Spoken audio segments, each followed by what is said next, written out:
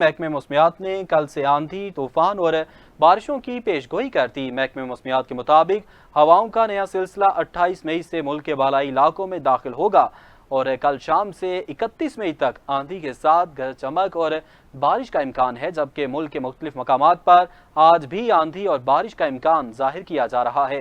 محکمہ موسمیات کے مطابق اسلام آباد، خیبر پختونخوا، پنجاب، بلوچستان، آزاد کشمیر اور گلگت بلتستان میں آج بھی آندھی اور بارش متوقع ہے، جبکہ چند مقامات پر موسلا دھار بارش اور ژالہ باری کا امکان ہے۔ گوجرانوالا، جہلم، یانوالی، اوکاڑہ، قصور، گجرات اور سیالکوٹ میں مزید بادل برسیں گے۔ محکمہ موسمیات کا کہنا ہے کہ ذوب، بارکھان، پشاور، چارسدہ، نوشہرہ، بٹگرام اور دیگر علاقوں میں بھی بارش متوقع ہے۔ اس کے علاوہ کراچی میں گرمی کی شدت میں اضافہ ہوا ہے۔ ہواؤں کے کم دباؤ اور نمی سے گرمی کی شدت زیادہ محسوس کی جا رہی ہے۔ دوسری جانب شمالی علاقہ جات میں گلیشیئرز کے پگھلنے سے تربیلا ڈیم میں پانی کی آمد میں مسلسل اضافہ ہو رہا ہے۔